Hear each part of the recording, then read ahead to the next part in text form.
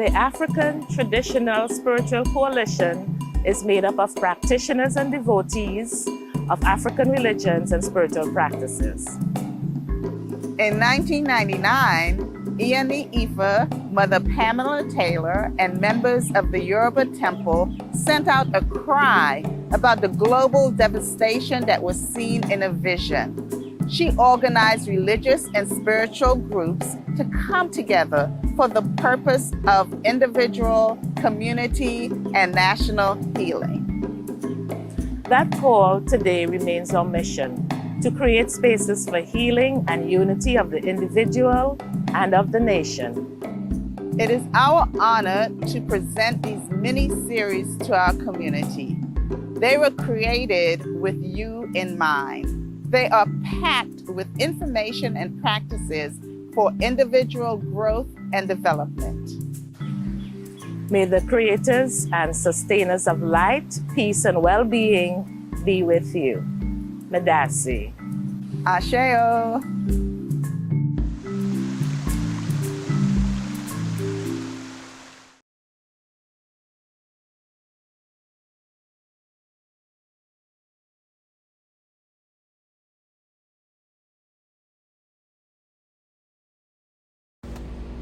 The Cat, the Rat, and the Fish, from the Odu Irosun.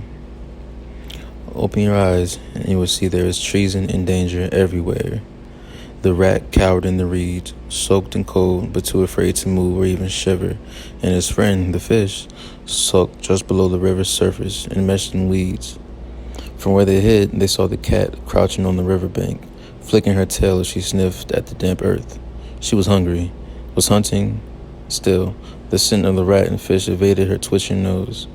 Her movement was slow and methodical, and for what seemed hours, the two friends hid, hoping to avoid her. Eventually, the cat moved on to prey elsewhere. The rat peeked out from behind the weeds while the fish broke the surface. That was close, whispered the rat. Too close, said the fish. She'll find us one day, you know, the rat shivered. His wet fur clung to his tiny body like glue, and the cool breeze blowing down the river chilled. And when she finds us, she'll eat us. The fish shivered. Ripples of water spread from his bullet-shaped body. He was used to the cold water, but fear made it seem colder. Fear chilled him to his tiny bones. I'm going to see the diviner, Mofa, said the fish. Desperate times call for desperate measures. I've watched too many of my friends and family fall into that cat's claws. I intend to survive. I'll go with you, said the rat. We'll go together. Maybe the diviners can help both of us. The rat scurried upstream toward the nearby city as the fish swam alongside him.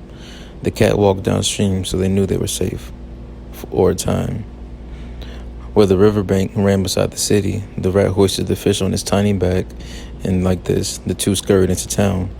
At Mofa's house, the rat was exhausted, and the fish on the verge of asphyxiation. Carefully, Mofa put the fish in a dish of water as the rat curled up protectively beside it. You're a strange pair, said the old man, and fish don't do well out of water. Something important must have brought you both here. Yes, said the rat. The fish was still trying to catch his own breath in the bowl and could not speak for himself. The cat hunts us every day. We're tired of hiding. We came to you for help. I see, said Mofa, as he busied himself preparing to divine for the fish and rat. He thought, of all my clients, these two are the strangest pair. The old man divined for the rat first. The cat will eat you one day unless you make Igbo, he told him. To Elegua, offer a goat. To your head, offer 4 pigeons. And to attain a batala, offer a goat. Do these 3 things, and you will live a long time on the earth. He twisted his nose and whiskers nervously. That is a large Igbo, he said. I am but a poor rat. How much is too much to save your own life? He turned to the fish. Now, fish, it is time to divine for you. Carefully, he set the bowl of water on the mat. The rat stood to the side, hoping to watch. Rat, Mofa said. You have an Igbo to prepare. I suggest you set off to prepare it now. I'm waiting for my friend, said the rat. Don't worry about your friend, said Mofa. When we are done, I will make sure he gets back to the river safely. The rat refused to move. Mofa's eyes narrowed. Rat, I dismissed you. Don't make me angry. Yes, sir, he said, twitching his nose nervously again. Quickly, the rat scurried off. You, fish, have greater enemies than the cat. Know this. There are those who would take out their own eyes if it would make another blind. The rat is such a creature. On the mat, Mofa divined.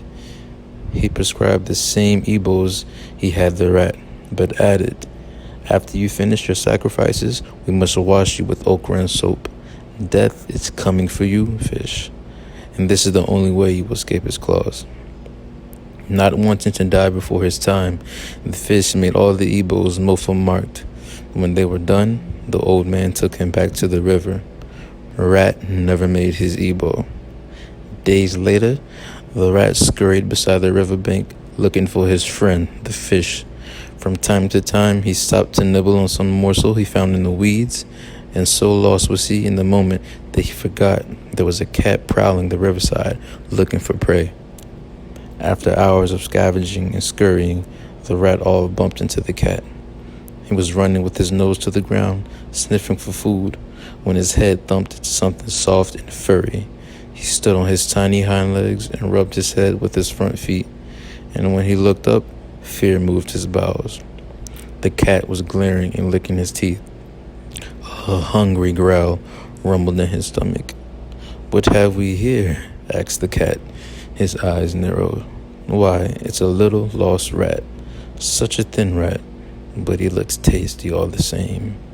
His mouth twitched as his diamond eyes thinned. I'm thin, he stammered. Too thin to eat. Why, I'm all skin and bones. The rat held his tiny arms out to his side to show the cat how thin they were. There's not much here to eat. Slowly he tried to back away. The cat circled the rat, and the rat stood still. Yes, your arms are thin, but look at your chest. Look at your haunches. They are thick. They'll be good to eat. But I'm old, and my meat is tough. He shook in fear, trying to find a way to escape the cat's stomach. Suddenly, he was sorry he refused to make ebo, and now he was left to his wits to escape. There are plenty of things to eat that are more tender and better tasting. Really? The cat sat back on his haunches. What is there that would taste better than you? I see nothing else here but weeds and reeds. What about... The rat turned 2 syllables into 4, speaking slowly while his mind raced. What about a nice, tasty... He strained, trying to think of something. Fish. What about a nice, tasty fish? I can show you where to get one. The cat's mouth watered. Fish will be good. It's my favorite food. But look at the river, rat. Do you see any fish there? No, I've eaten most of them, and now they hide from me. I'll eat you instead. Wait. The fish is my friend. He trusts me. I can call him, and he will come. You can hide, and when he breaks the water surface, you can catch him with your claws. The rat felt no shame at his offer. He wanted to live no matter the cost, even if that meant betraying his friend. The cat thought about this for a moment. It's a deal, he said. I will eat the fish instead of you. But the cat was not an honest creature, and he thought to himself, after I eat the fish, I will eat you. Then I will be very full indeed. Together they traveled further downstream, the cat crouching in the weeds just a few feet away from the river while the rat scurried alongside his bank. He called for his friend, the fish, while the cat kept a careful eye on him. When the cat's stomach rumbled in hunger, the almost lost his patience, but he crouched lower and stopped when he saw the fish break the water surface. Rat, he called out. Where have you been? I made ebo with Mofa and he carried me back to the river. I've been looking for you for days. Did you make ebo so the cat won't eat you? I did, said the rat. I made ebo and I'm safe from the cat. We have nothing to fear. The cat heard not a word of this, so intent was he on the fish. Silently, he crept to the riverbank, still hiding behind the weeds and reeds as he stood at the water's edge. My ebo was a bit more complicated than yours, friend, said the fish. for Mofa said there wasn't a reason, and I had to wash myself with okra and soap. After my bath, the most wonderful thing happened. The rat paid him no mind, and the cat was within pouncing distance of him, and the fish was still too far away. I must bring him closer to me, he thought. What'd you say? I can't hear you, fish. What do you mean you can't hear me? I'm right here. The fish swam closer. I don't know what's wrong with my ears today. I was walking too close to the river, and I think I got some water in them or something. Can you come closer and look for me? Fearlessly, the fish swam to the shore, where the water was so shallow he had to push sand with his fins to move. When he and the rat were almost side by side, the cat pounced. His claws were open, and the fish saw him flying through the air, and he tried to swim away, but pushed futilely against the sand. The rat was fearless. The cat promised not to eat him, and he stood still. 10 sharp claws tried to dig into the fish's flesh. The cat scooped him up and rolled into the water. Yet the fish slipped through those claws as effortlessly as the water rolled off the cat's fur. For after he made his ebo, his body grew thousands of tiny scales, each one as slimy as the okra and as slick as the soap. And no matter how hard the cat tried to eat him, the fish slipped away. When both the cat and the fish disappeared under the water, the rat smiled. The cat would have his prey, and he would be safe. When he climbed out of the river, empty-handed and wet, the rat knew he had swallowed the fish whole and would be sated. Instead, the cat scooped him up in his claws and held him tight. The rat could not move. Slowly, the cat opened his mouth, and dozens of razor-sharp teeth hovered over the rat's head. Why? He squealed. I gave you my friend, the fish. You promised not to eat me. Oh, I was always going to eat you, said the cat.